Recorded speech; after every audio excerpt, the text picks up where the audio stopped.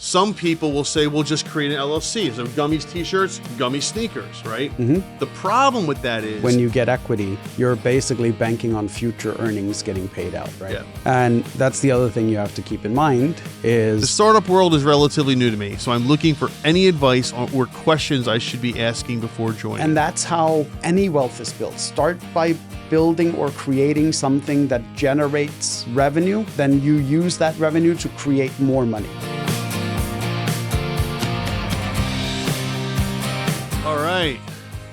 We are live, Gummy. Live. Oh, We're live on TikTok. yeah, hold on. I got No, there's no holding on. TikTok gotta waits for no join. one. TikTok waits for no one, that is correct. Well, while Gummy's playing with his phone, this is Started or Scrap It. I'm Mike Turcani, and this is Gummy. And this is for budding entrepreneurs, people that are in business, looking to start a business, etc. If you have questions about starting your business, running your business, products, sales, things like that, that's what we're here for. We're here to help you guys get answers to your questions. And while we wait for comments and stuff to come in, what we do is we go on Reddit to the startup ideas, small business subreddits, etc. And we look for people that have questions and we answer them. So anyone in the TikTok world watching this, you are more than welcome to leave us a comment, ask some questions, and we'll try to, get you some answers. So before we get into it, how you been, buddy? Good. Yeah? Had an interesting meeting last week. What happened? So a guy that's in business is already a client, Okay. spent a ton of money on equipment, but doesn't really want to be in the business that he's in. So he's coming up with other business ideas. Right. And saw one on Instagram that he thought he might like. Okay. Saw something on Instagram. Okay. Saw something on what did he Instagram. see? So mobile bartending. Ooh, okay. That I've heard about this. Yeah, so have I. I just also think that people aren't aware of everything that's involved with doing it. Well, people are involved in bartending in Yeah. general. I was a bartender for years. I can Yeah. tell you it was it's a lot of work. Mm-hmm. There's a lot of stuff that goes into it, especially if you're talking about doing it mobile. Yeah. Man, the planning and everything you have to do. Not only that, and then we also have the liquor control board and everything else in this state. Well, yeah, there's always that. So, like, you can't operate one here without a liquor license, technically, Right. if you're providing the alcohol. Yeah. Right? So the whole point with this is he had not thought any of this through. So I get the call He saying, just had an idea. well, I want to do this. Go ahead. so he hadn't thought any of this through, right? So his phone call to me was, hey, we're going to need some marketing for this. Yep. And I go, okay. So I go to the meeting thinking they already have this business developed and are like ready for marketing, right? So we sit down with them and my first question is, well, what are your rates? Right. And he starts ranting off top shelf, bottom shelf, blah, blah, blah, whatever. And I'm like, so per person based on alcohol? And he goes, yeah. And I'm like, are you providing the alcohol? And he's like, well, technically we're not. He's like, Okay. We'll go buy it, but it's a separate line item on the invoice. Okay. And the consumer, whoever we hire, gets to keep the alcohol. And I'm like, okay. That's like, I guess that's alcohol delivery. Yeah, so wait, it gets better. It gets better. Mm-hmm. So we're talking top shelf, bottom shelf, state specific, all of that stuff, right? So because of the state we're in, I asked him, like, is all of this legal? And he's like, well, I read through all the regulations. Oh, good. Good. That's what I said. I was Thank like, God. good. I'm like, thank God you read all of it. And he's like, that seems to be the loophole, that I can buy the alcohol on their behalf. Yeah. I'm like, okay, so if you're spending their money on the alcohol,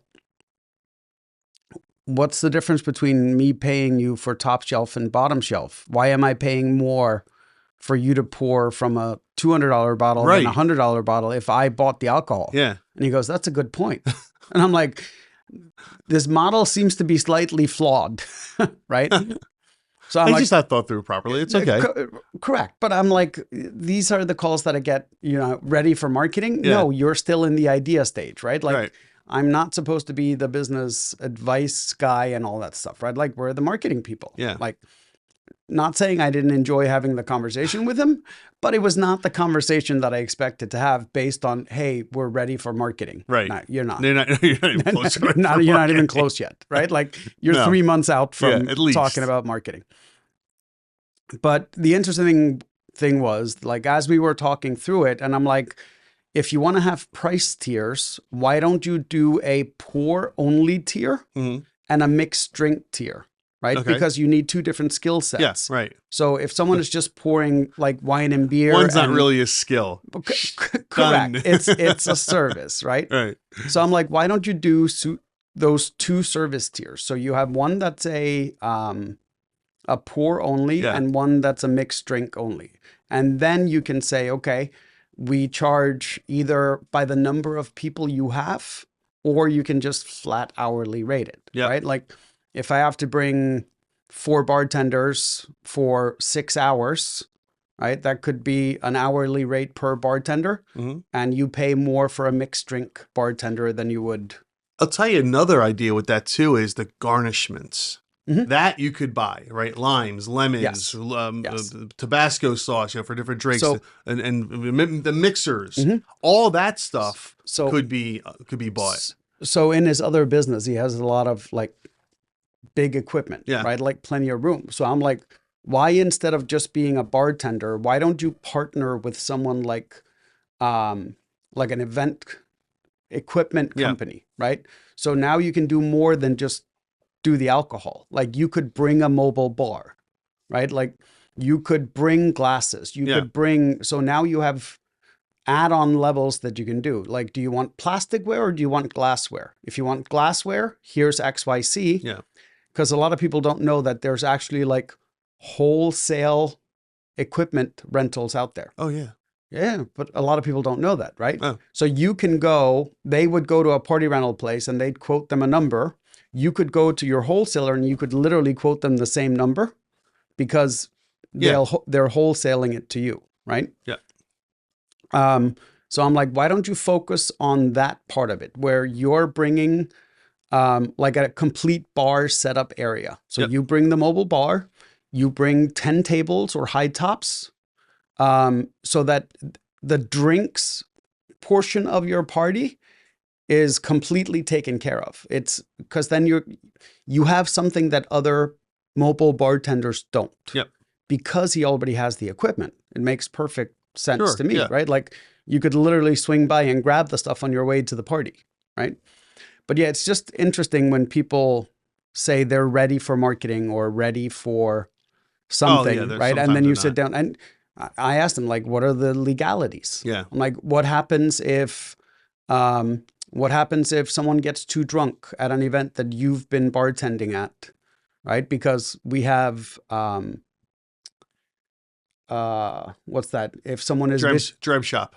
Let's go to Dram Shop Act. okay, Yeah. Where if you're serving someone who's Yep. actively drunk, Yep. and then they go and get into an accident, you could be held responsible for Correct. that. Yeah, right? Dram Shop. And I'm like, so how do you get around that? And then to add on top of it, the guy is actually a registered agent of the state, yeah. right? So that adds like a double whammy to it. All right. So let's back up. So All right. no, but Well, no. yeah. What I want to do is, I was like, you think you're ready for marketing? I'm Right. like, you should be talking to an attorney first. So let's go then through a that. Let's business go through guy, that right? life cycle. Okay. Yeah. So let's forget about the marketing part of it. Let's how do we get to the marketing? Yeah. Okay. Let's talk about the life cycle. Okay. All right. So we're at idea phase, right? You and your Yes. friend are you're at idea phase. That's all you. Yes. And you're coming up with different ways to approach it, etc. I like some of these ideas. I've seen people where they buy these trailers and the ones you hook up to the back of your car, Mm-hmm. Yep. big ones, 30 footers, and they convert them into a bar. Yeah. Right. And then Like they take my buddy with the neighbors. yeah, right, exactly. I think you may have told me about Yeah. this, but now I started seeing them, right? I've seen them online, I've seen them in person too. They're pretty cool. So that's an idea. So anyway, you're at the idea phase, Yep. right? So let's work this out for the people watching, okay? So an idea is just we can do this, we can do that, but you really want to structure those ideas and come up with, okay, what exactly are we going to do, or at least initially, what are we going to do? Yep. Once you figure that out, then it's time before you even think about marketing, before you register your business, before you do any of that stuff. Now it's time for research. Yep. And research is not reading the code of regulations. It's not. That's not going to help you. No. Unless you're a This- trained attorney or you've worked in the legal Correct. field before, just reading the statutes and stuff won't do you any good. No. A lot of this is the stuff you do, why we tell people to do business plans before they start. Right? Because they force you to look at the process from idea to first dollar. Yep. Right? Dollars spent, dollars in, dollars out. Right. Who you need to talk to, who you need to consult with. Right? So I sat down with him and I said, okay, here's the first 3 people you need to talk to. You need to talk to the attorney to see whether you're even allowed to do this, or if, like, how you have to treat the alcohol. Do you have to send the person with a shopping list, or are you allowed to buy it on their behalf if they give you money for it, right? I'm like, that was question 1. Yeah. Question 2 is, where are you going to make your money, right? Are you going to make it off the actual hours from the service? Are you going to make it from renting out? Are you going to rent one of those horse trailers and bring it and mark that up? Are you going to mark up tables? Are you going to mark up high tops? Like, where are you going to make the bulk of your money? Right? That's the business advisor that you have. Like, basically someone that's been in business and understands margins. It doesn't have to be a business consultant or advisor, just someone that can help you understand margins. Once you have all that into place, now you got to call the insurance guy, because you may find out that what you have planned and how you want to do it isn't insurable, right? That you cannot get a policy for it, right?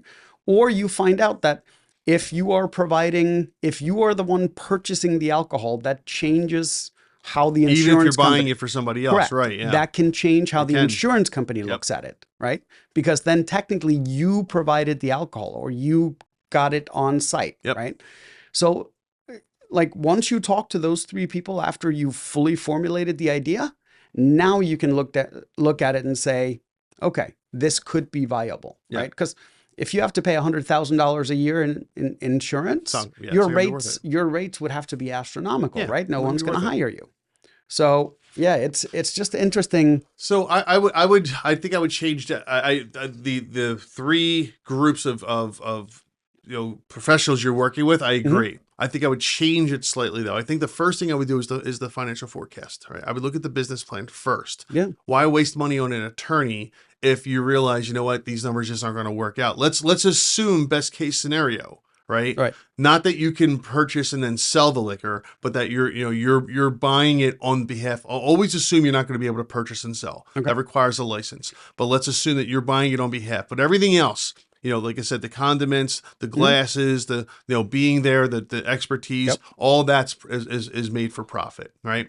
So put together, what I always like to tell my clients is put together a 3-year forecast, right? And a 3-year forecast isn't just how much money I'm going to make, but it's more importantly how much money we're going to spend, right? Materials, people, your labor costs, rent, storage, all those things, right? You got to figure everything out. Now, the one thing you're not going to know is the very, very important thing you said, which is insurance. Now you call the insurance guy. All right, here's what I'm doing. Send him the plan so he understands what you're trying to accomplish. Then he'll get you a quote, or maybe not, right? He's like, there's no insuring this, right? But more than likely they get you a quote. And it might take a while, especially if it's a business that that doesn't have like a lot of companies doing it, because the insurance company might not know how to price it out. Correct. And when they don't know how to price it out, what do?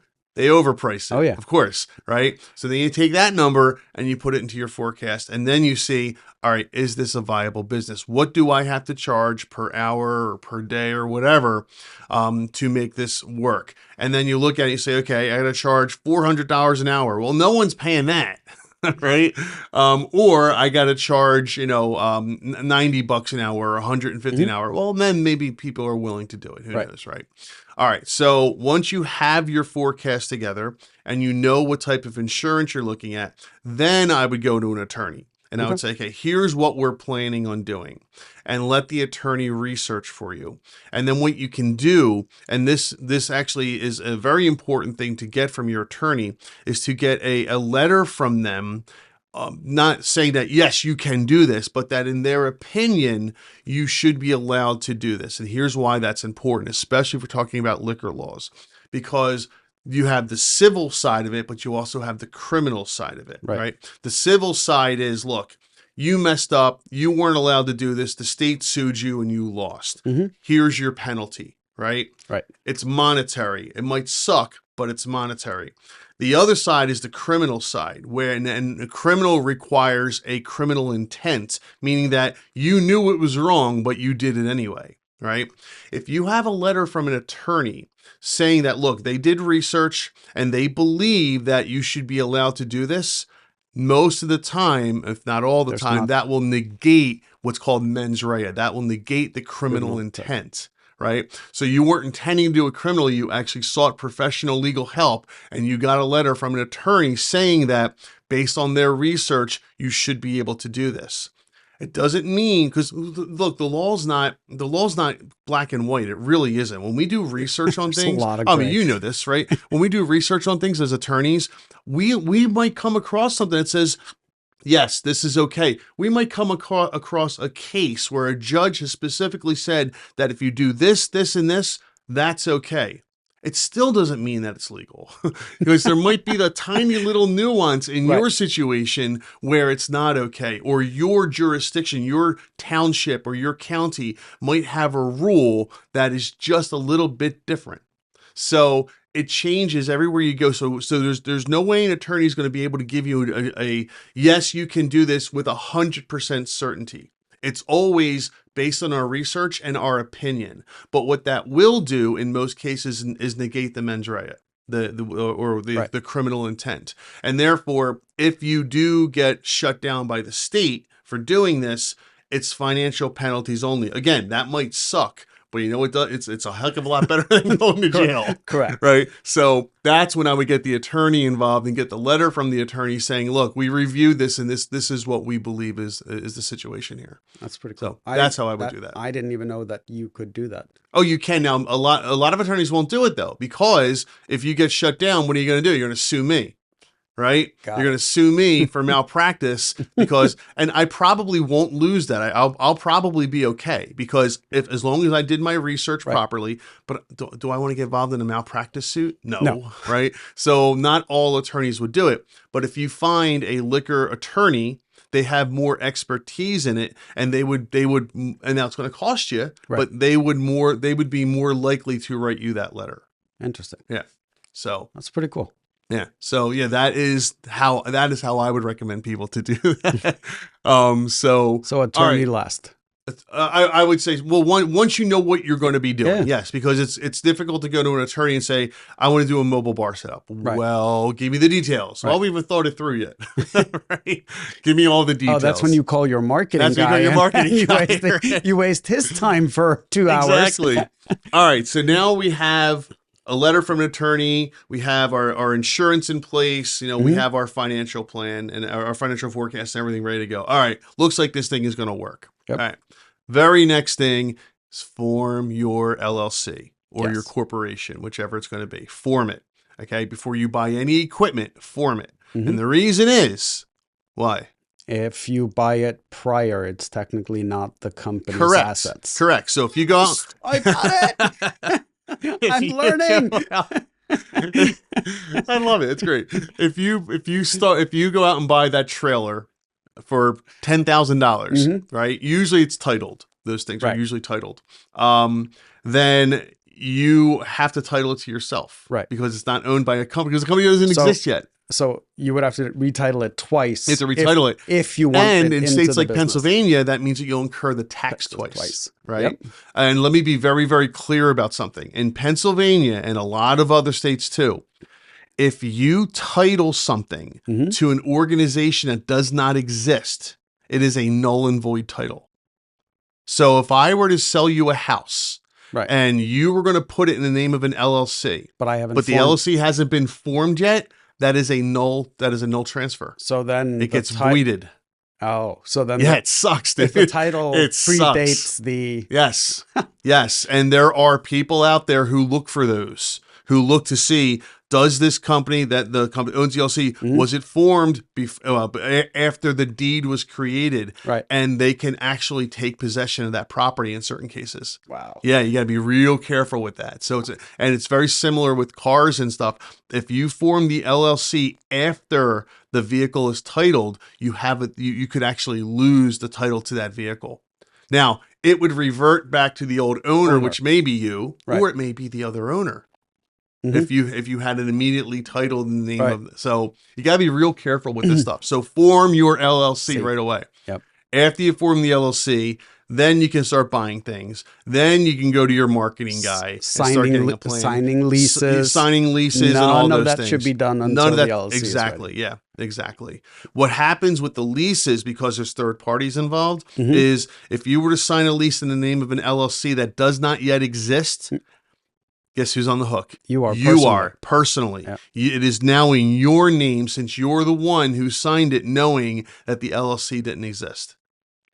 So now you're liable. You're liable for everything. Even if you didn't sign a personal guarantee, it might as well be your name on that document as opposed to the LLC. Interesting. So yeah, so there's all kinds of nuances with it. So form your LLC first. Yeah. Okay. So then, and then you would do all your contracts and all that stuff to figure out. And that is done in conjunction with the insurance guy, I'm assuming. And now you're ready to call me. Now you're ready to call Gummy. Say, Gummy, I have this business. Yes. How do I get customers? Right. And Gummy says, well, it depends on the business. But, true. But yeah. So like those are the steps to get you ready to market, so to speak. Right. And I can't tell you how many of these calls I get where people call me and say, hey, I need help with some marketing. And I'm like, you need help with your business setup, right? Like you need to go backwards 2 steps because you are in such a hurry that you missed key elements that can come and bite you in the butt later. Right. Right. Yeah. And I've had these conversations with another friend of mine where he's like, I can't believe people are running businesses like this. And I'm like, no, but this is what people are being told. Just go start your business, go start doing things. And they don't get any background, right? Because look, let's be realistic. You and I hang around business people all the time. Yeah, sure. Right? So a lot of this stuff is completely normal to us, right? Like it's everyday happenstance. Yeah. 90% of people out there don't even have someone that owns a business around them that they can go ask questions when they're starting their business. Yeah. Right. So if you're looking at like videos or influencers or like any of this stuff, and half the stuff they don't even know. Right.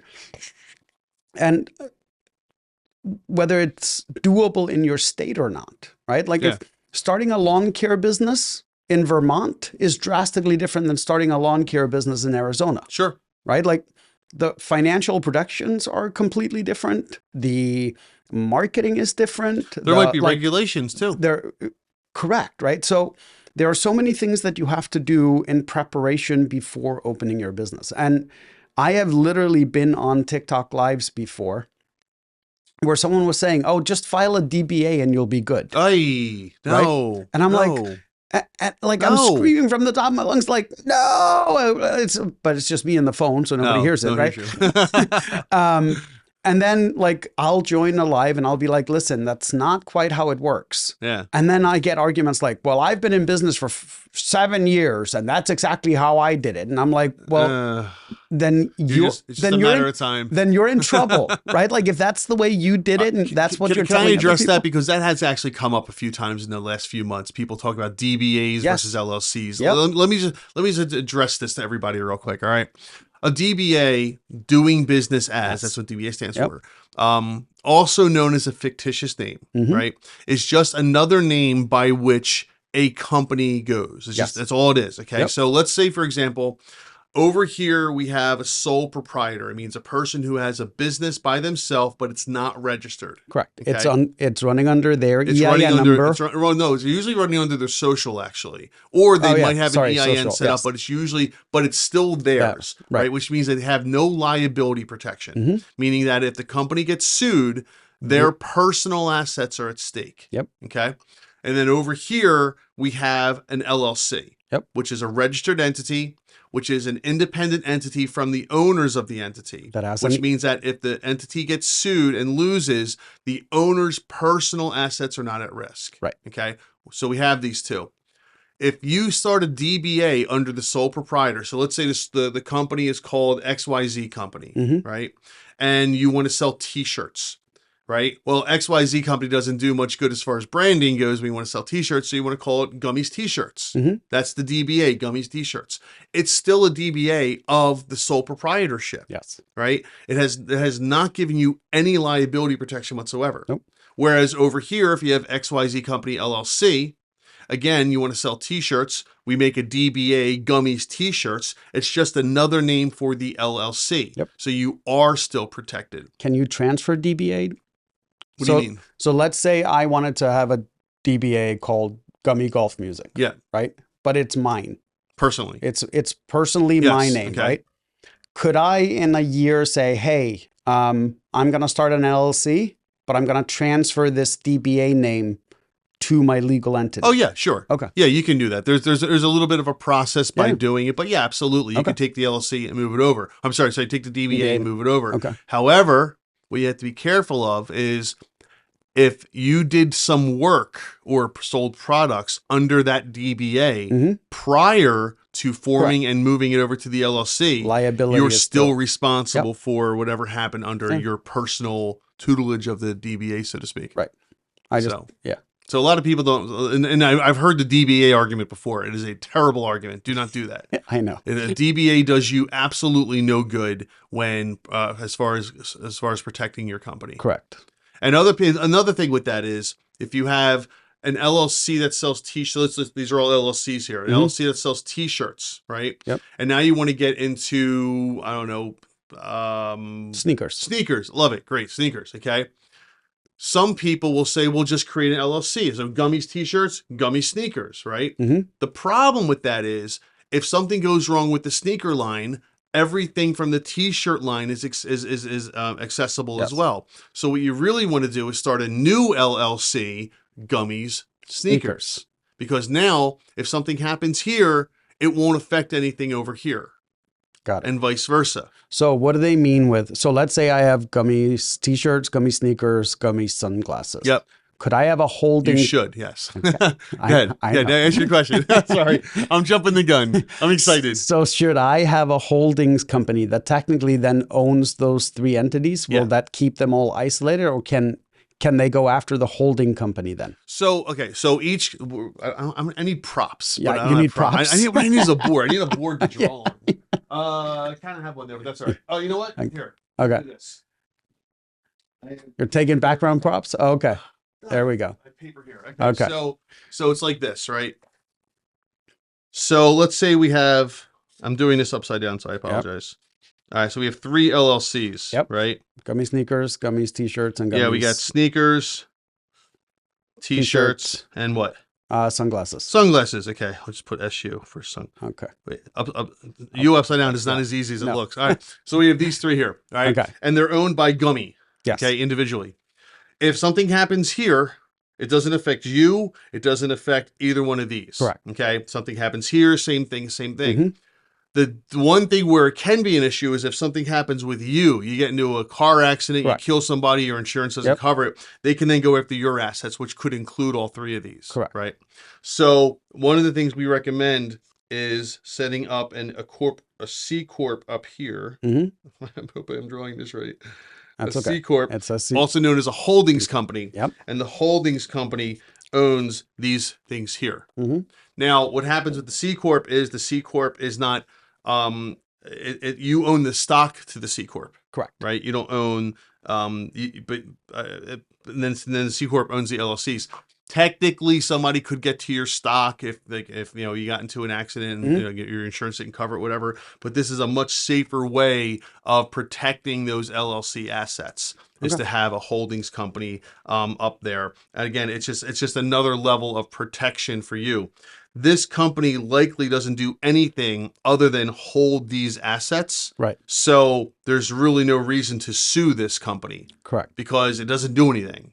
Right. So that's kind of where the holdings company comes into play. Got it. So, okay, now that everyone's bored, because we've been talking legal stuff for a while. Well, but this is it's important. It's important for stuff. people to know these things. It's primarily important to me is because I want to unalive this whole,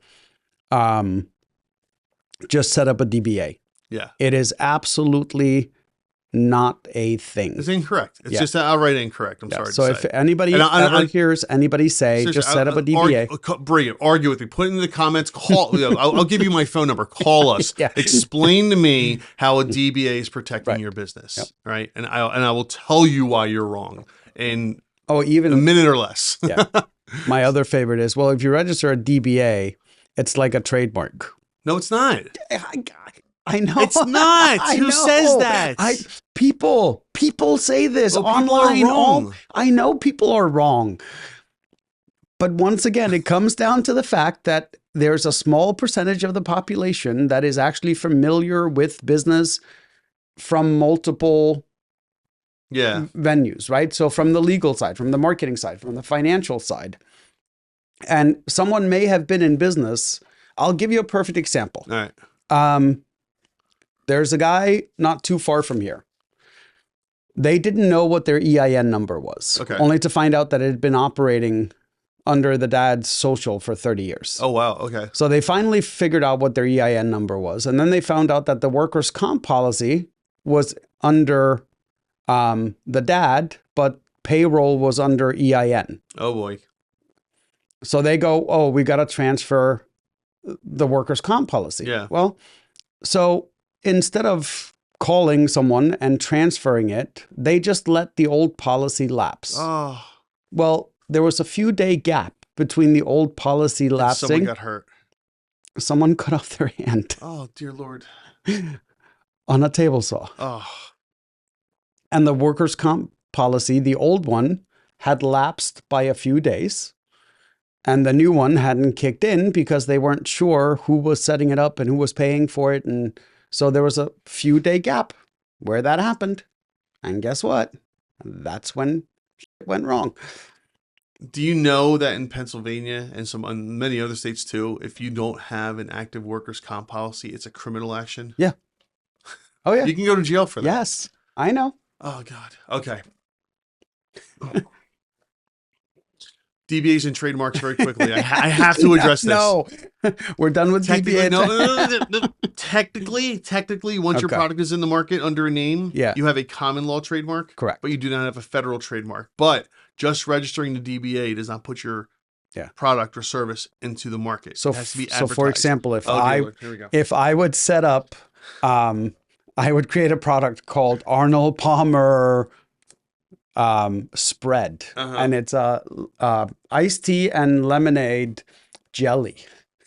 Okay. I can't do that because this is a registered trademark that is all around the US, right? Yes. Just like this umbrella is a registered trademark because it's Arnold Palmer's logo. Yes. Right.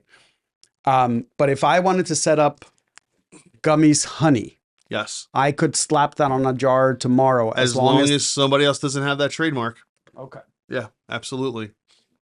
So delicious Arnold Palmer, available in light and diet. For those of you who don't get the joke, each week when we do this, Gummy is trying to reach out to the good folks at Arizona Tea because he is a huge fan of the Arnold Palmer drinks and would love to have them sponsor this show. Let's be clear, they do not sponsor this show, but Gummy gives them all the free advertising in the world anyway because he loves it that much. If you want to see more content like this, please just subscribe to the channel. Subscriber count helps a lot. All right. So what do you say we actually get to some Reddit questions, huh? Let's do it. All right. Before we do that, TikTok people, if you want to ask a question about business, anything like that, send us a comments. We'll happily get your question on live today and try to get you some good advice here. So we'll give you an honest opinion. Oh, we'll give you absolutely an honest opinion. And we could be right, we could be wrong. Yeah, we could be sideways. An opinion. Correct. It's an opinion based on our many years of experience, and those years keep growing every day, apparently. All right, so this is we're under the subreddit small business. This is Program Express 2918 who says, "Dear small business owners, don't do this, please." I like this. I love these PSAs. Mhm. Hey everyone, I want to remind small business owners, when you set up an Instagram page or a Facebook page for your business, please make sure your website link and product links are shown on your posts. I know Instagram doesn't allow clickable links, but share the link anyway. And make sure you share the product name clearly on your post so clients can search for it on your website. I came across a business that sells very nice hair products and I wanted to check it out right. I It's just probably couldn't, yeah, I just couldn't find the right link to the product. Mhm. I basically gave up. Even the other customers were like, "Where do I buy it? What's the product name?" Don't leave your customers confused searching for things all over the internet. How often do you deal with this? A lot. Yeah, I'm sure.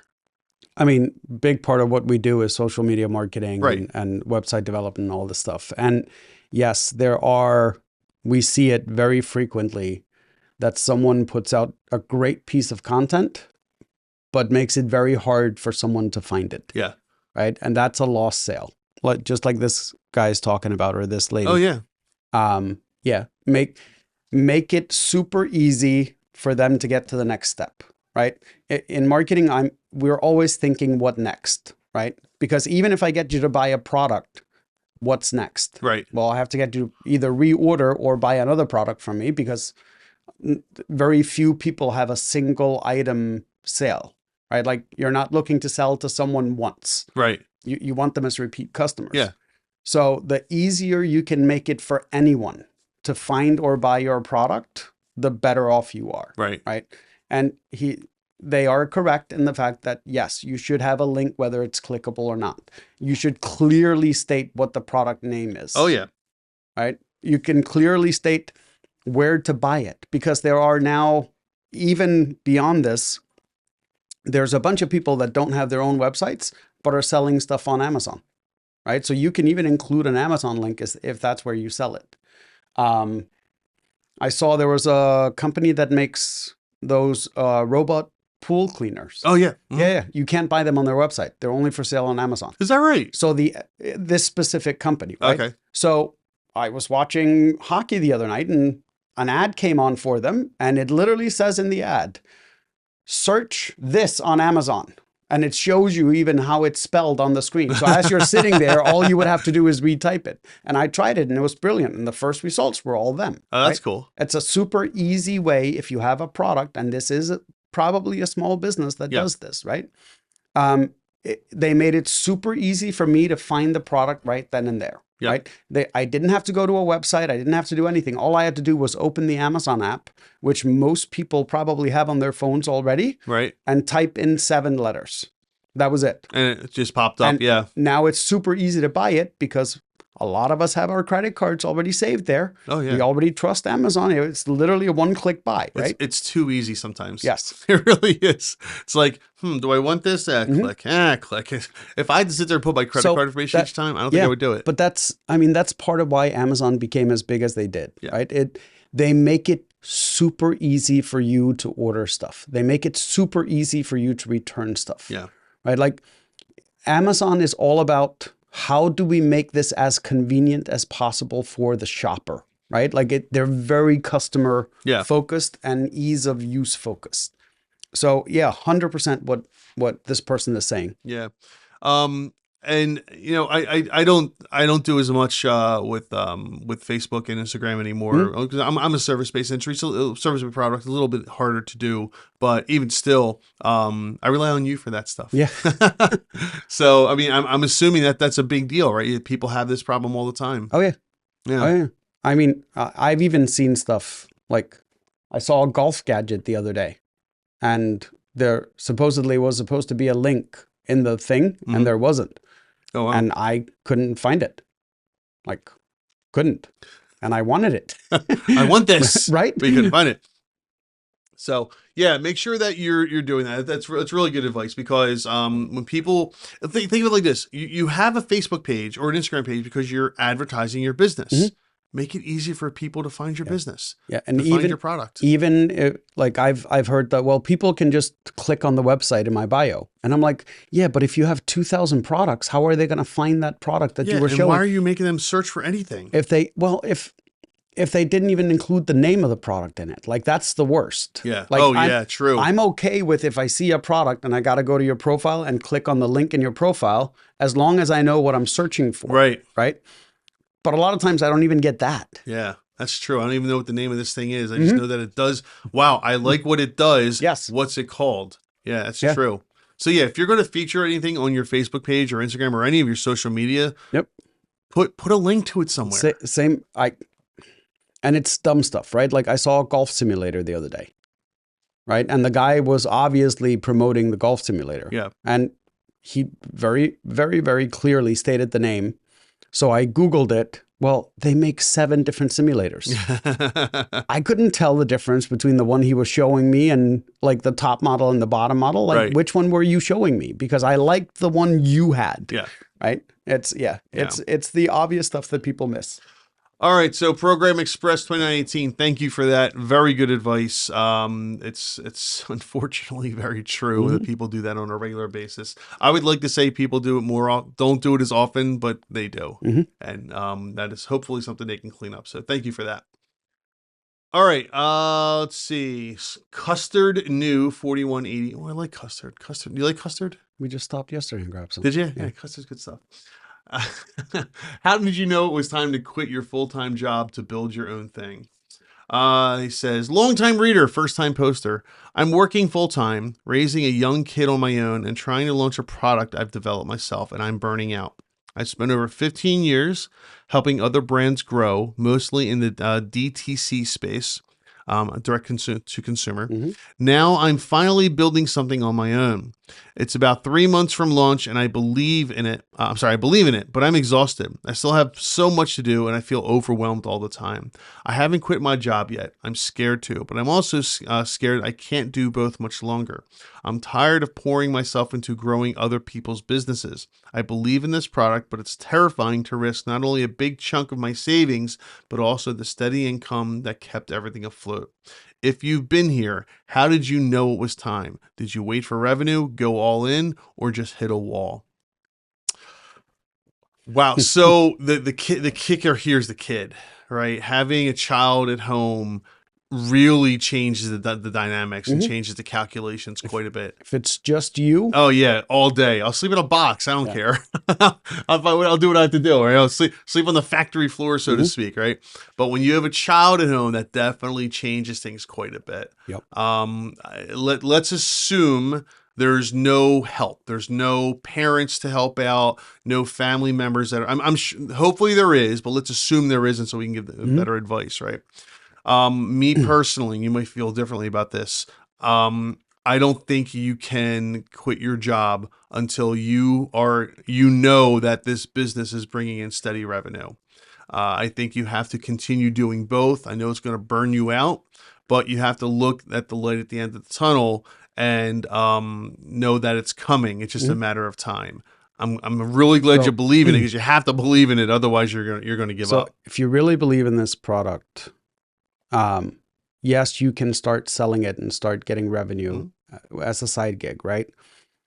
When I was in a similar situation, I didn't have a kid, right? I sat down and I figured, what is the bare bone minimum that I absolutely need to survive, right? No vacations, no takeout dinners. Like, what is my bare bones that I need to survive?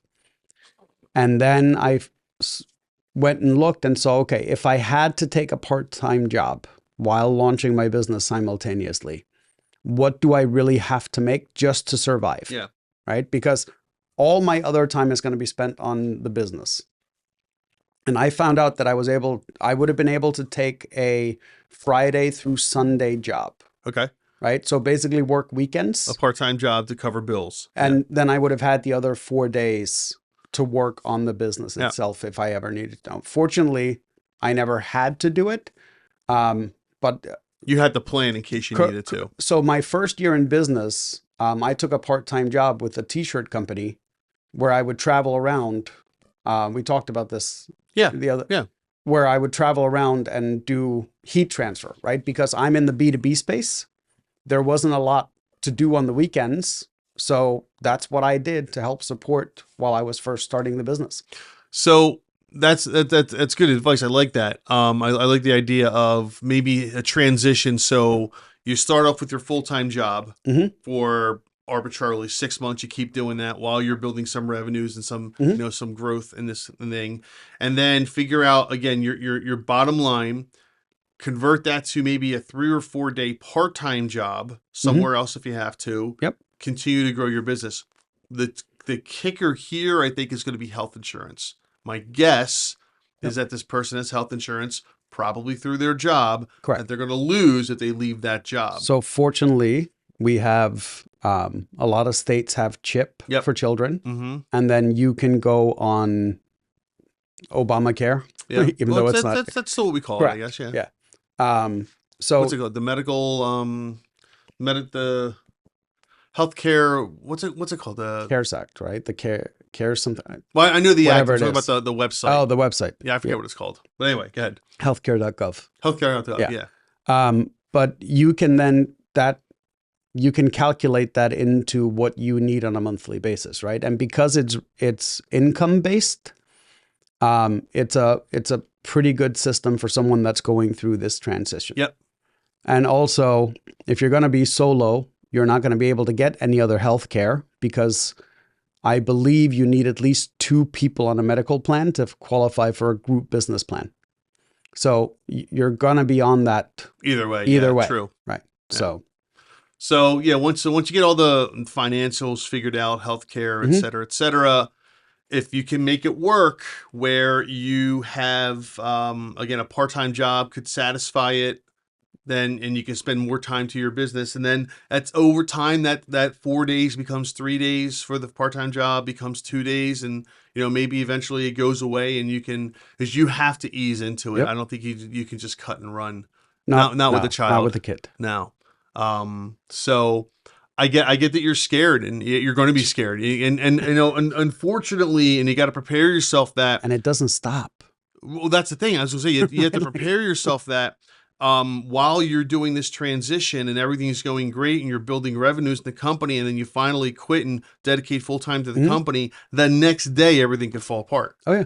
It can happen. Someone told me the other day, any business out there is 30 days away from bankruptcy. Yeah. And I was like, no, they're not. And then I started looking at it and I'm like, maybe not 30 days, but not a year. Within a year, I can tell you that. Yeah, I mean, it takes what? You lose your biggest clients, and you get slapped with a lawsuit all in the same 30 days. Yep. Right? It doesn't mean you're out of business in 30 days, but those 30 days is what led to you being out of business, right? Like in the consumer world, right? Like a child chokes on your toy, you're done. Yep. Right? Like you're done. Yeah. So yeah, the fear never stops ever. Yeah. So, I mean, that's the best advice that we could give you is, again, ease into it a little bit at a time.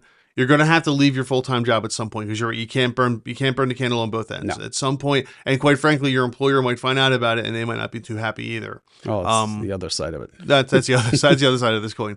So, again, ease into it, transition, put a plan together though. If you have a plan together, and have a backup plan too, save some cash, et cetera, et cetera. What happens if everything goes out? Or what happens if your employer terminates your position tomorrow for other reasons, for any reason? They have a bad quarter and they terminate your position. Who knows?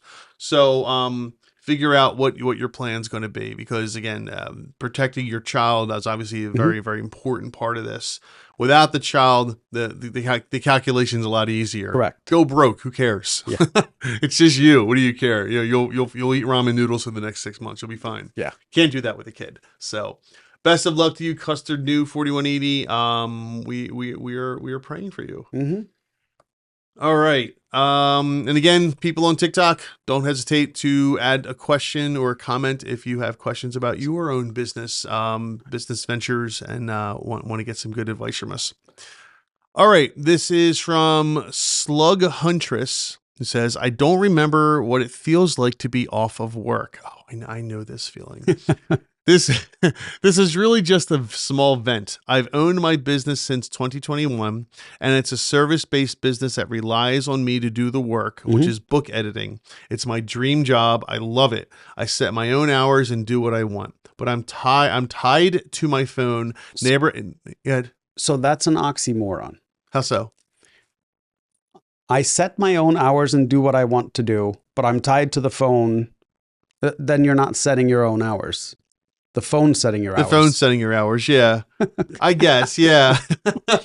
That's true. I'm tied to my phone, never able to let a lead sit because I can't afford to lose potential clients. So yeah, it's true. Your phone is setting your hours. I have to think about marketing and taxes in the future all the time. Do you remember when you had a crappy job and forget it even existed when you clocked out? Sometimes I feel burnout and miss that, even though I have so much more freedom, quote unquote freedom now. Correct. So yeah, you don't. I mean, that's the give and take of running a business, is you don't have freedom necessarily, especially in the beginning. So I get into these debates quite a bit, right?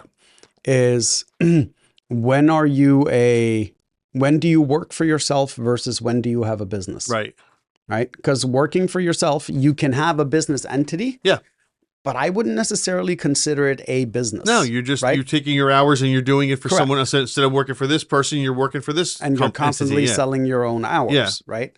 When it becomes a business is when you are no longer trading time for whatever it is that You're no the longer company trading sells. your time. Correct. Right. You're trading other people's time, right? time. Like you're basically reselling time. Right. So you're going to be in this situation continuously until you take it to the next step. Right. Right. When you hire someone to answer the phones, when you hire and it doesn't have to be go out and hire 5 full-time people, right? But you may want to hire a sales rep that fields your calls, of answering service. Like really start treating it like a business rather than a sole proprietorship or a work for yourself. Like that's the next step. Yep. It's funny because a lot of times people get to this level, right? And they live comfortably and they go, wait, I have to pay someone $500 a month to answer my phone? Yeah, do $500 more worth of the work you like doing. Yeah. Like, right. How much more can you get for that $500? Correct. I was explaining this the other day to somebody about how people are scared to spend money when they're running a business. Then you're never going to grow. No. You're never going to grow. You have to spend money. Oh, yeah. Because for every $100 let's arbitrarily say you spend $100 for a person's time and energy to do a job, right? That is probably $400 or $500 of your time that you can spend growing the business. Yeah. So there's always a return there if you're doing it right anyway. Correct. So you should absolutely not only want to, but be thankful that you can spend money on people to do these jobs for you. Otherwise, you're never going to grow the business. The whole point will of it. never grow beyond the amount of time you have in a given day, and you will get burnt out. So that quote unquote freedom, you're right. You are trapped in those quotes. Correct. Now. The business owns you right now. Absolutely. You don't own the business. Exactly. Right. So the only way to get out of that is, again, to buy other people's time. Yeah. And that should be your goal. Like I remember when I was scared to miss a call and I always had my cell phone and like made sure we had the office hours and all that stuff. Now that I have people, like I'm golfing for the next 2 days. Yeah. I'm not going to see the inside of my office for 2 days. I'm not going to field a single phone call, right? That's what freedom feels like. Yeah. Not, well, do I take my cell phone out on the golf course? Like, do I make sure the business app is on? No, I have people that take care of it if it happens, right? Like, yeah, it's getting it to that next level is when you start experiencing the actual freedom part of it. Exactly. Right? So, and that could take time. It will take time. And if you've been doing it since 2021, I'm sorry to say you probably had plenty of opportunities along that period. I mean, look, if you love doing book editing, that's great. No one's saying you can't do it, right? But the more you're doing it and no one else is doing it, the less time you have to grow your business and bring other people in. Things like an answering service are not as expensive as you think. No, not at all. Remember that guy that left a comment that I ended up calling? Yeah, I was like, right. I was like, he would be a perfect candidate for this, right? Is he wanted to be more than just an answering service. He wanted to be a remote salesperson. Right. And he was like, I could work for 5 or 6 companies because like it's their inbound leads. I'm just answering and either getting the salesperson in front of them or getting a quote to them. Right. And he's like, I don't even have to do the quote. I can just take all the specs, get back to the company and get them a number. Yeah. Like someone like that would be ideal for this person. Yeah, of course. Absolutely. Yeah. Don't, what do you say? Virtual assistant, right? Yeah. Virtual assistant. Virtual assistant. Don't discount a virtual assistant. That would be great. And I'm not just talking about like maybe an AI assistant. You can hire actual human beings to answer the phone for you dirt cheap. They're still human beings? They're still human beings that do work? In the internet world, there are still human beings, believe it or not. It's not all AI.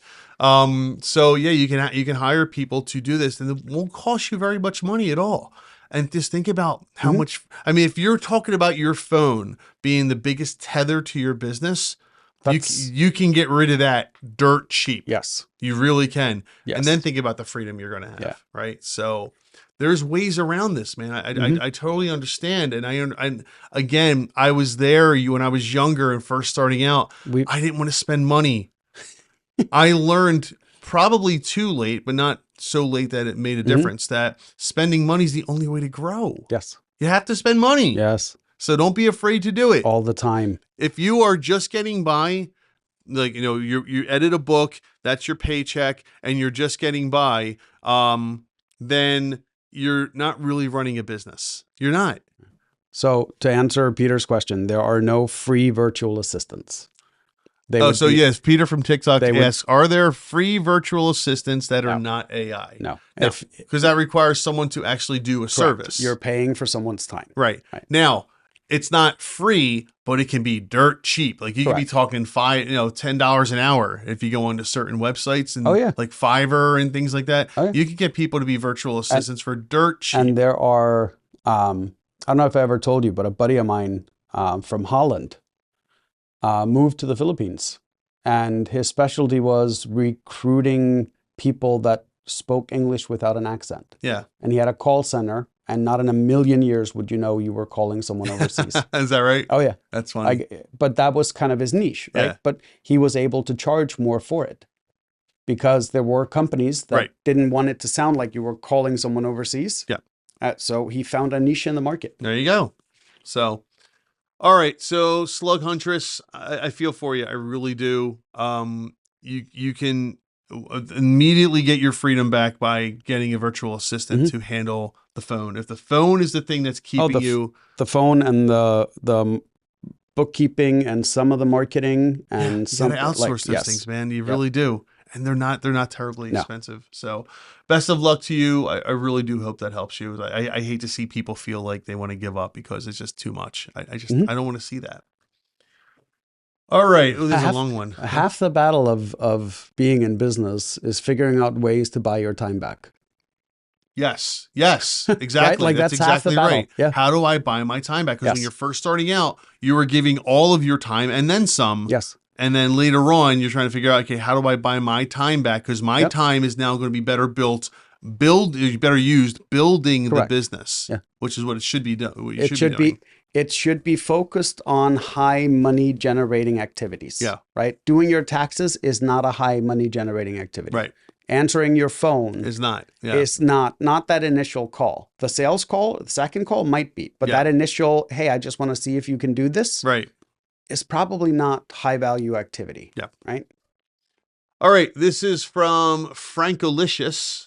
That's a cool name. It says, client won't pay unless we agree to new terms after delivery. What are our options? Okay, this is a bit of a long one, so I'm only going to read part of it. I'll read the TLDR. We delivered a project to a U.S. company. They used and accepted all the work, but now refuse to pay unless we sign a retroactive contract with one-sided non-compete liability and IP terms we never agreed to. They claim U.S. law or international policy prevents them from paying without a signed contract. We are a small international team. What are our options? Oh, man. Okay, let me read a little more into this. We did not sign a formal contract up front because we were transitioning. Once delivery was complete, they they said they could not pay without a fully executed contract citing U.S. legal and tax compliance requirements. We provided an agreement that accurately reflected the work. We even adjusted payment terms in their favor. They rejected it and sent their own contract. One-sided liability terms, an IP clause that could apply to independently developed tools. We suggested reasonable changes to reflect what happened. They refused. Now say they do not have time for negotiation. We'll only process payment if we sign. Okay, no, just no.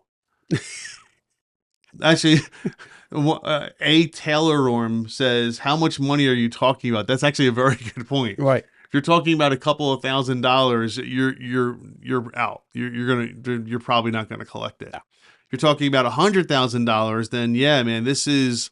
But let's just talk. Forget about the money for a second. I know it's easy to say, hard to do, but forget about the money for a second. Let's just talk legalities. I can't think of any reason, overseas or not, unless you're in one of the countries that we're not allowed to do business with, right? Like Iran and North Korea and such. Or if you had some type of, well, no, it would be coming into the United States, so it wouldn't matter. So the other thing doesn't matter. So no, I don't see any reason why you couldn't use your own, as we say in legal word, your own paper, your own contracts for them to sign. They want you to sign this one, and it's one-sided and it's retroactive. Absolutely not. You have a contract with them, whether they like it or not, and it doesn't have to be on paper. You did a service. They agreed to a price. Now, that's where it can get messy, right? Because they'll say, let's just use arbitrary numbers. They'll say, we told them 20 grand, and you'll say, no, we told you 100 grand. Yeah, and but that's where he's saying they have most of this documented that's in what I'm emails. saying. And that's where emails and things like that start coming into play. Text messages, voicemails, all that stuff starts coming into play. Yep. Because outside of a written agreement, then courts would look at, or a fact finder, if it's arbitration or whatever, would look at your other documentation to try to piece together what actually happened. Was there a scope agreed on? Right? Yeah, this whole, my guess is what happened was whoever contracted with you to do this or contacted you originally to do this was supposed to get their contract signed with their company and didn't do it. Could be. And now, because they didn't do it, is a guess, I don't know, but now because they didn't do it, they can't submit it to accounts payable because accounts payable has to have a contract. That contract approved by management, by legal, right? By legal, and because they can't get that contract approved because they never signed it, they can't send it over to accounts payable. Could be. That person is, or that team is likely what's actually the problem here. I would never recommend, in a million years, I would never recommend signing a contract retroactively. No. Unless you're comfortable with the language. Now, they said that this guy said that they provided their own contract with all the terms and everything and were comfortable with it. Okay, that's fine. If you want to do that, you can do that.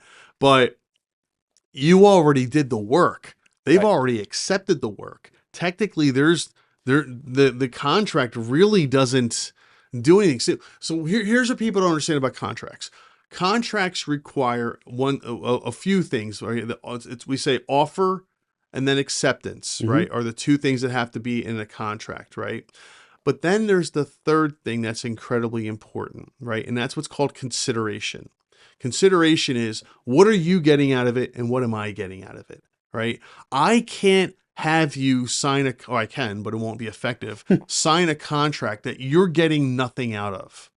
There's no point, right? A contract is because both or all parties involved in the contract are getting something out of it, right? Whether it's money or service or a product or something, right? It could be time. It could be anything, right? It could be, I'm signing this contract because if I do, you won't sue me for something. It could be for a variety of things, but you have to get something out of it. You've already provided the work. Now, the people might say, well, if you sign it, we'll pay you. You're already entitled to that money. Right. Now, if they want to throw a cherry on top, another $1,000 or $5,000 on top to sign this contract, that would be consideration. Right. Right. But absent something like that, you've already done the work. So even signing this contract retroactively, I don't know that would have any play because you already did the work and gave it to them. Right. You just haven't been paid. It's completed. Exactly. The contract has been well, fulfilled. no, actually the contract's not completed because you haven't been paid. Right. You completed your portion of the contract. They now need to complete their side of the contract. That's really the only thing missing from making and this them contract asking delivered. you to sign a contract retroactively. Number one, I don't know would have any effect. No. It might, but I don't think so. And number two, it's not necessary. You've already done the work. Mm-hmm. It should have. Now, So- your fault for not memorializing it in a contract beforehand. So but- let's answer the question. Can I thought I did. no. Can this debt be assigned or enforced? Right? Can this debt be the debt? Is that what it says? Yeah. So, okay, yeah. Can so the debt be he's assigned or basically enforced? asking, is there a way for them to collect it? Well, yeah, you could take him to court. You'd have to take him to court in the United States, in whatever state and county they're in. Correct. Right? You would have to take him to court there. You'd have to show that you had a contract. And again, contract can be verbal or written. It doesn't matter. But you'd have to show that you had a contract for work. And if it's not a written contract, then you can bring in these ancillary documents, the emails, et cetera, and a judge or an arbitrator or whatever would put the pieces together and say, in my opinion, the contract was for $85,000 and you were going to deliver X, Y, and Z. Okay, did you deliver X, Y, and Z? Yes. Show me. They're using it on their platform right now. You can go online and see it. Yep. Okay, I think you delivered it. Did you pay them $85,000? No. Why not? Well, they didn't sign a contract. It doesn't matter. You owe them $85,000. Correct. Now, here's the problem. That's step one. Yeah. And I hate to say it, that's the easier step. Now you got to collect. Now you got to collect it. Right? And this happens all the time. People think, hey, I got a judgment. I'm going to get my money. Nope. I can't say with certainty. I probably should look this number up, but if I had to guess, I would say 80% of judgments are uncollectible, if not more. And what that means is you go through the trouble of hiring an attorney, you get you go to court, spend years doing that, travel time back and forth, travel costs back and forth, and you finally get your judgment. You may be in 40, 50, 60, 100 grand, but you got your judgment. You might never be able to collect on it. Right. And that happens, like I said, probably 80% of the time. So what would need to happen in order to collect it next? So so let's say the judgment's against a company. Yep. Okay. You have to know where that company banks. Sometimes that's easier than it's if they ever wrote a check to you, well, you know where they bank. Right. Sometimes you can send a discovery request demanding that they give you information. If they don't give it to you, then you can file a motion with the court to compel, and then the court will enforce it. And if they still don't give it to you, then they're going to sheriffs are going to show up and they're going to arrest some people. Okay. So that really compels, right? So then you get the information about their bank. All right. So now that you have that, you can file what's called a writ of execution to go to the bank and say, hey, Mr. Bank, we have this judgment. And the court signed off on a writ of execution, freeze their assets, right? And then pay us whatever's owed out of that bank account. Right. Here's the problem. What if there's nothing in it? What if they owe you 85 grand and there's 10 grand in there? So before you even start thinking about going this route, you have to know whether or not it would be feasible for you to even chase it down. Yeah, exactly. It's just kind of what I wanted people to know, right? Because I know. like if you are owed $1 million by a shell company, right? You're not getting it. No. Judgment isn't worth the paper it's written on. Correct. But if you have a judgment against a Fortune 500 company, now you have something to go after. Right. You have something, right. Like, exactly. so you have to understand who you're trying to get money from. Because like you can't get blood from a stone. Yeah. Right? And this happens, unfortunately, all the time in the home improvement contractor world. Oh, yeah. Right. Where the contractor will start an LLC, go out, collect a bunch of deposits, either not do the work or do the work horribly or maybe half the work or something like that. And then the person sues. The contractor doesn't bother answering. Nope. They win, the homeowner wins, and then they go to try to collect, and the bank account's been shut down. The place where they went before, the lease is vacant. Yep. And there's nothing to get from anybody. Yeah. It's we always hear about someone not paying contractors and contractors having to collect. Yeah. Very few Which people. is true. Correct. It happens a lot too, but this happens more than people realize too. Is someone, I was reading a story about this the other day. someone collected like $500,000 worth of deposits. Yeah. Yeah. And it was a shell company, and it basically disappeared. Just walked off with the money. Yep. I know. So. It's really a shame. Now, Pennsylvania and now recently Jersey as well has done stuff to combat that. They passed what's called the Home Improvement Contractors Act. Mhm. So it's a whole act dedicated to just protecting the homeowner from things like that. But not every state has that right now. So not that we're talking about those things, but again, collecting on a judgment, it's a lot harder than people think it is. Oh, yeah. They think, oh, I got this paper, I'm getting my money. No, you're not. Nope. No, it doesn't mean you're getting a thing. It just means you have a judgment. And maybe down the line somewhere you'll get your money, but maybe probably not in many cases. So anyway, Frank Delicious, I'm sorry to say, number one, don't sign. I would not sign that contract. Number one, especially if it's not in your favor. And number two, honestly, you might want to reach out to someone else in the company, contact their CEO or contact their COO or something, or even their legal team and say, look, here's what happened.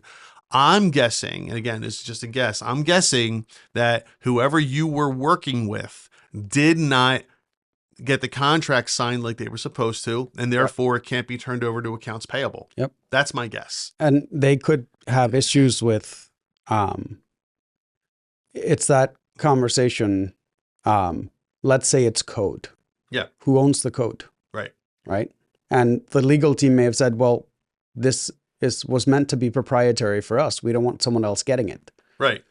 Well, the software developer could have used it 5 times before. It doesn't matter. Right? You don't have a contract. Doesn't Correct. matter. Right. So that's like not your fault. There could be all kinds of things going on behind the scenes that you don't know about. So yeah, it's worthwhile reaching out. Like send them an official bill. Yep. Start with that. Yeah. And like send it. Just send it. In the mail. Not email. Yeah. In the send mail. it in the mail and see who gets back to you. Yep. Right. That's true. That I like that idea. Send it in the mail. Yep. I like that. That's good. All right. So Frank Delicious, good luck to you. We hope the best. All right. This is Yes. Yes. Let me read the name and then you want to read the question first? Yeah, is that okay? Can I do that? Go ahead. This is I'm Stuck for Ideas, who says, should I close my business? Yes. Okay. There you go. All right, moving on. Now it's they say, my husband and I have an online gift shop which sells mental health themed gifts and resources for nearly 8 years. We saw huge growth during COVID and ended up scaling it back over the following years. We had huge highs and exhausting lows, which absolutely drained us. We did a huge push last Christmas, and when we looked into the numbers in January, we barely broke even. We'd only been taking a minimum wage all of last year. So you've been basically paying yourself minimum wage for your business. Okay. And it's been around for 8 years, so something's wrong. I'm not going to read the whole thing. It's kind of long, but we stopped posting on socials in January. I can't decide what to do next. We literally have not touched the website, socials, or email since January, and our sales are down 70%. Well, yeah. If you're not doing social media, no, don't laugh. This is their livelihood. I know, but it's the same. So here's conversations on a different scale that I get into with people, right? I talk to someone and they're like, well, my business really took off the first year and now it's just stayed the same ever since. Yeah. Okay. It's because you're out of time, right? Like you've hit the cap. What have you done to grow it? Correct. You've hit the cap of what you can do by yourself, right? Whether that's referrals coming in, whether that's repeat customers, you've hit the cap. Yeah. Right. If you stop marketing and selling, there's only one way to go. Yeah. Right. And it's going to be down. Give me the biggest company in the world to you. Who is it? The biggest company in the world? Oh, that's a good one. ExxonMobil, maybe? Okay, ExxonMobil. Yeah. All right. I still see ExxonMobil ads. Do they advertise? Yeah, it's of course they advertise. It's the conversation I have all the time about like Nike. Yeah. Right. Like people are like, well, but it's Nike. Yeah, but it's like 12% of gross revenue that goes back into saying, well, yeah, it's Nike. You still right. you still have to advertise. They have bought sports teams to get the rights to put a logo on a uniform and then resold the team after that contract was signed. Right. Right. Like, yes, if you stop marketing, if you stop pushing it, yes, sales are going to decline. There's no way around it. Yeah. And again, I don't know if there's even a market for this stuff anymore. I'm not familiar with this market. It sounds obviously during COVID, it makes a lot of sense. I can see where people need mental health themed gifts. I can't decide what to do. We've literally not touched the website, socials, or emails since January, and sales are only down 70%. Well, yeah. Start sending emails. Go back on social. Go back on. Like, all right, let's maybe there's more to it. Let's see. I get it that mental health was a big thing during the pandemic, but it still is. I think this next paragraph explains. I'm really torn because I think with a bit of effort, I could get it back up to a reasonable enough point to pay a decent wage. Okay, so they're acknowledging that at least. However, my passion for it is in the bin, and I'm totally lacking ideas. The few ideas I have, we can't afford. I want to redesign loads of our stock, but we can't afford a graphic designer. Logically, I know I should close it because I have nothing left to give it. But the fact is, it's managed to earn a semi-decent amount with absolutely zero effort. Makes me think I should restart it. Should I stop letting the fact that it's still earning money cloud my judgment, or should I be thankful I have a website that earns and try and restart it? I sounds to me like you've given up. Sell it. It sounds like you've given up. If it's generating revenue, if it's generating money, someone's going to buy it, right? Like, so if you want out, and they'll put actual effort and energy into it. Correct. They'll probably rebuild it. Yeah. Right? So that's the other option. Sell it. Someone will buy a functioning business that is earning income with no marketing. Right. Like that's. Yeah, it's. I mean, again, we're reading words on a page, so I could be wrong, but it just sounds like this person's given up. It sounds like they lost the passion for what they once had. Right. Exactly. Right? Like, and trust me, we've all gone through it. Oh yeah. Like absolutely. There were a couple of years ago, like, I mean, a lot of people listening might know, but like our largest clientele are the blue collar industries. Right. Well, during the pandemic, none of them needed to market. They were booked out further than they had even imagined they could be booked out. Right. So what's the first thing they cut back? All of their marketing stuff. Right. So we were like, well, we're not losing clients, but they all scaled back. Right. And I have to admit, it was kind of a rough patch there for a while because like I had a lot of stuff going on personally, and then that was going on with a business, and then, you know, whatever pandemic related stuff. And there was probably a good year where like I just kept the business floating. Yeah. Like that was it. It just floated. And then things just kind of started piecing back together personally and all that stuff. And I was like, you know what? It's time to go. Yeah. And like, I think our sales from that year to today, and this is only going back a couple of years, are up like 300%. Oh, wow. Right? Like, which is pretty good considering like we went from floating, meaning like we were cash flow positive. And now we're like making money. Right. But yeah, I went through probably a 10-month slump. That hurts.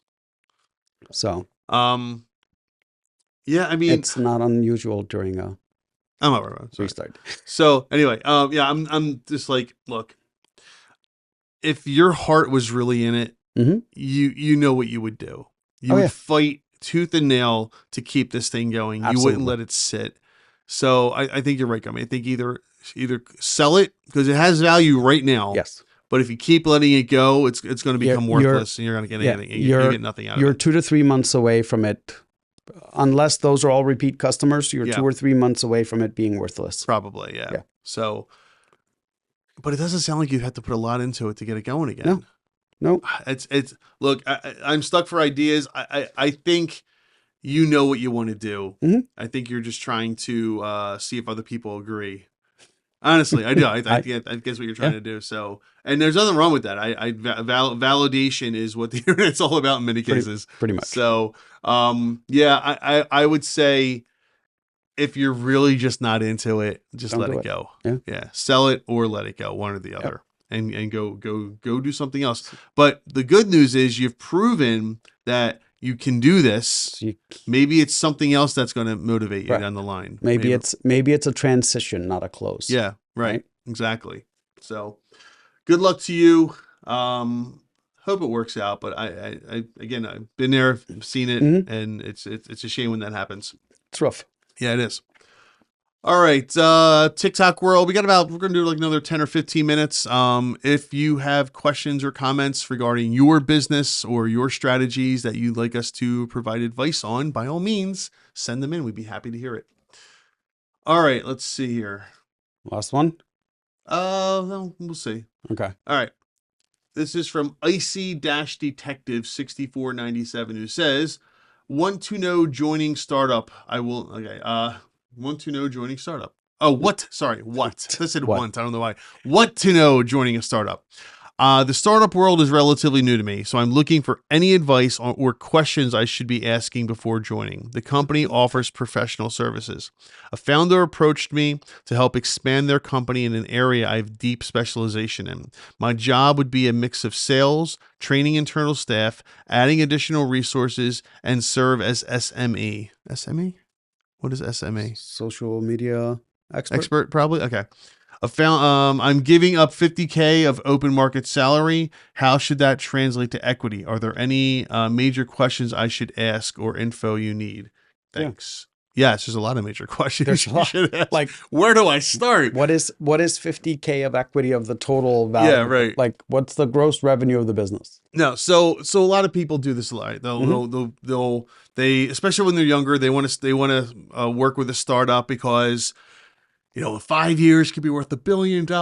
And, I gave up a $50,000 salary, but now I can make, $5 million off of that, blah, blah, blah. And it's very true. That can happen. And it happens, I wouldn't say often as it used to, but it does happen from time to time. It's not as bad as winning the lottery.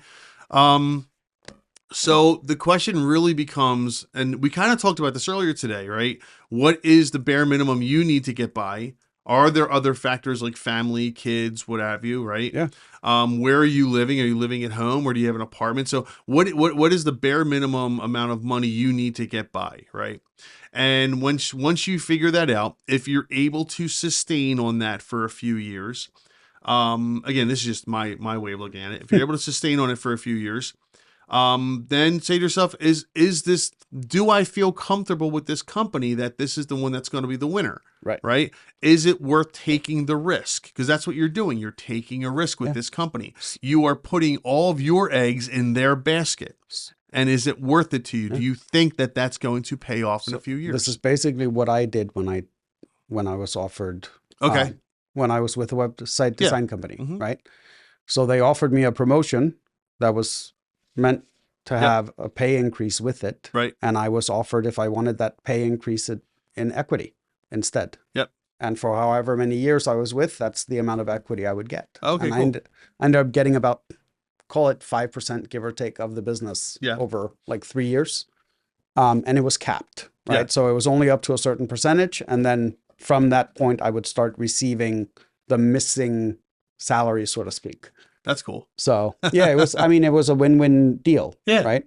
Because you can make a lot of money doing this, right? Because again, and he asked the right question, about, well, what questions should I ask? How should I structure the equity? You do want to make sure you get that right. Yeah. Otherwise, they'll just take complete advantage of you and you'll walk away with nothing. And it's not a bad idea to actually talk to someone else that has either gone through it. Yeah. An attorney or possibly another business owner, as far as what fairness would be like. Yeah, I would say it's funny coming from an attorney. You wouldn't want to talk to an attorney yet because an attorney is going to tell you if the contract's good, et cetera, et cetera. Yeah. But they don't always know about the the little intricacies of equity plans and shares and salaries and stuff like that. They're just going to tell you if the contract's going to protect you. So I like your idea of talking to another business owner, talk to someone who's been through it, right? And hey, they're putting it up on Reddit. That's not a bad idea either. You get a lot of people. In fact, I'm kind of curious if you got some comments. Here's a couple of comments down here. So one, so this is from Edie Kang, or sorry, Edie, Ed Kang 99 says, do yourself a favor and forget about the equity. Act like it's never going to pay out unless the startup is funded at round C or D. It rarely happens. If it does, it's gravy. Measure the opportunity on everything else behind everything else you can survive on the base pay. Think of the experience, networking, and personal challenges. Startups are fun for the right person in the right environment if it fits you, but do so much better in big corporate environments, and that's okay. Wishing you success. So yeah, so there you go. So there's more to it than just the money. Oh yeah. Assuming, again, there's no children involved, family, Correct. apartment, those kinds of things. So yeah, and it's also, I mean, when you get equity, you're basically banking on future earnings getting paid out, right? Yeah. And that's the other thing you have to keep in mind is if it's a tech startup, right? There may not be any equity payouts not for a while, for 20 years, Yeah. right? Like think Facebook, right? right? Like they didn't have any equity payouts really. But once they did, Oh yeah. Whew. Oh yeah. But it's let's say that this is a small landscaping company. Okay. Should you take this deal? No. No. The answer would be no. Because how much money are they really going to make? Right. If this is a company that's already well on their way to having steady revenue, steady client base, steady profit margins, then absolutely it would be worth looking at. But you should be asking them for their full financials before you take an equity deal. Yeah, I Just agree. like if you were buying a business, you would want to see the complete financials before you buy it. Yeah, I agree. Not just where they are, but where they project as well, where they think they're going to be. And honestly, you can use it as a measuring stick. So they say in 12 months we're going to be here. Well, where are they in 12 months, right? Did they make that goal? If they did, and they're projected out another 3 or 4 years, you have some good, a good basis to say, well, they made that 12. This 4 looks pretty promising. Right. Or they said they were going to do this in 12 and they were only halfway there. You know that the rest of that forecast is BS, right? So you can always reevaluate and see where it takes you. But again, I like that idea that the commenter said, forget about the equity. Imagine assume it's ever going to come. It probably won't, but think about what you'll learn. Correct. Right, the things that you'll get out of it. Yeah. And that will actually lead us to our next question in a second. So Icy Detective, I hope that gives you a little bit of guidance on this, because we're going to end with this next one that I just brought up. This is from Powerful_Network 6170. I don't want to just earn money. I want to learn how to make it. Looking for real guidance from an entrepreneur. That's how you do it. That's how you do it, right? So this is good. The deal that I took with the guy, right? A big part of the reason I decided I wanted to work for him is because how old was he when I met him? 55, 58 maybe? Okay. He had opened 13 businesses in his life, 11 out of which were still operating under its original EIN number. That's crazy. Right. But it's funny that you say that's crazy, right? Because people are like, well, there's lots of businesses that have been around for 20, 30 years. Yeah, but not under the same EIN. Right. Right. Like they could have flipped it a couple of times. Right. The fact that he had 11 out of 13 still operating under the original EIN numbers was insane to me. Yeah. Right. Like that's an 80% success rate in a world where there's an 80% failure rate. Right. Yeah. All right, so this one, Powerful Network says, I know this might sound odd coming from a random guy, but I'm seriously looking for some personal, practical guidance from someone who has actually built something, not just advice I can Google. Not surface level motivation. I've heard it all. I want to understand how to make money, not just earn it from a job, how to build something of value, how to become wealthy, not just rich. I know no one really helps people like me for free, but I have this small hope that maybe one person here reads this and says, yeah, I'll help them. Show me how you did it. Walk me through it. Let me ask dumb questions. Let me see how business actually works. Not the Twitter threads, but the process, the risk, the mindset. So what he's asking for is, how do you do it? How do you build capital? How do you build wealth? It's easy. It's real simple to do. Follow my book for $49.95 a month. Right. How many times have you seen that? The thing is, people have a tendency of looking at money as something special when all it is something that's tradable. Yeah. Right. So you can either trade some money for more money, You can trade money for entertainment. Mhm. You can trade it for things that make you more money. You can trade it for things that save you time, right?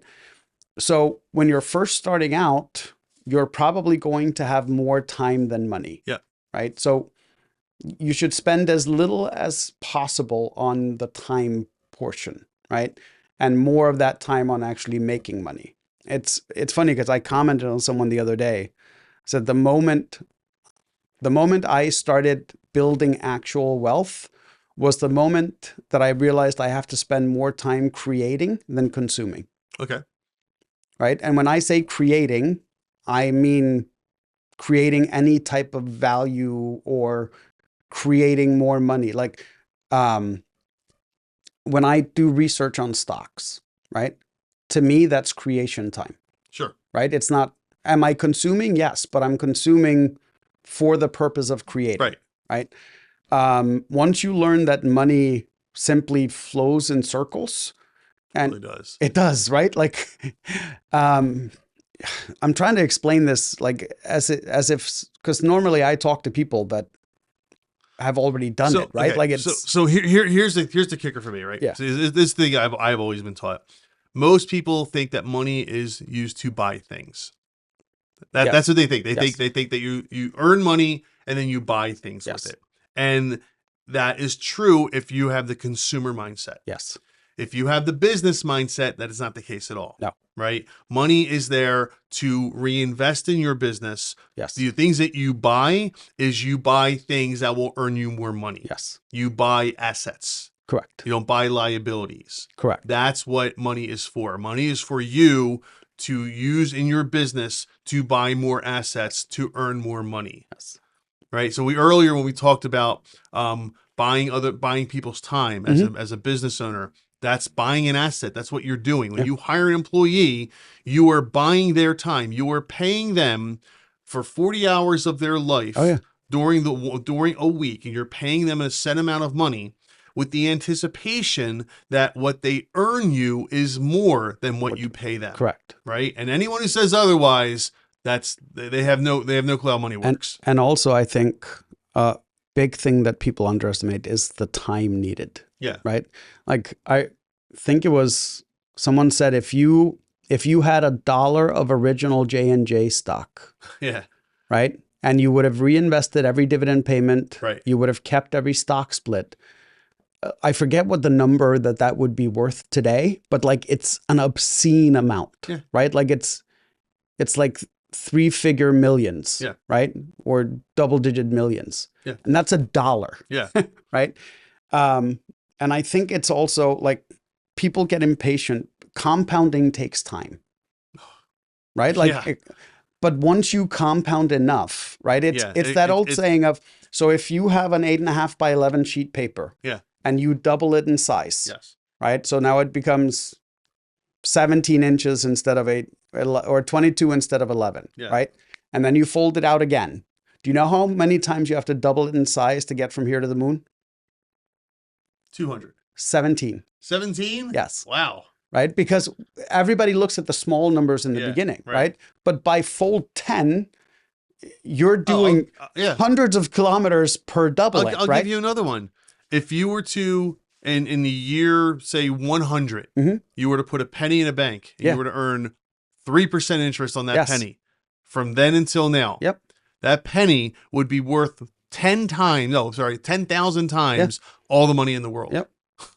Yeah. And it's the same with, I think, what was it? Manhattan was bought for $13. Yeah. If they would have put that money into a standard interest bearing account, you could buy Manhattan today with all the buildings on it. Yeah. Right. Like it's so insane. And that's what I think people miss out on. Like I remember when I first got into stocks, right? I could barely afford toilet paper to wipe my butt. Yeah. Right. So I would take every penny I had, $50, $100. And like, it always seemed like it wasn't doing anything. Right. And then I pulled up my 3-year, looking back, what do you call that? The 3-year graph? Yeah. 88% I was up. Oh, wow. Over 3 years. Like I outperformed the S&P by triple, Good right? for you. But and the thing is, people go, well, it was luck. Well, yes and no. Like I got into NVIDIA about a month after I started hearing about AI, and who was you and did who a lot of research on that. correct. You figured out they're the company that's going to be producing the chips. I dug into it, Yep. right? Like, and then I bought it, and then I get to ride all the ups and the downs, right? Yep. Like that stock alone is up, I think, 600% over 3 years, Yeah. right? So it's not guesswork. Like a lot of it is just paying attention to what's going on around you and that's doing a stock. research. And it's a stock. You can do that with business too, Yes. right? Again, don't just say, hey, I want to open a business. No. What kind of business? Why? Is there Correct. a market for it? Are people going to be willing to pay for this thing? What do you charge them? How long of a life does this business have? Is it something that's a fad or something's going to be around for a while? And I can tell you that almost no person that I know that is actually wealthy became wealthy by spreading their focus on 100 different things. Yeah. When they first started, they were laser focused on one thing. And once that was actually like a cash cow, is then when they started expanding into other things. Like I can't name you a single person that did 10 things at the same time that has built true wealth. Like I don't know anybody, and I can't even think of anybody like that it would apply to. Right. Because like you look at all the top corporations in the world, like ExxonMobil was oil, right? Like that's what they did, right? Yeah. Nike just did sneakers. Like that's where they started.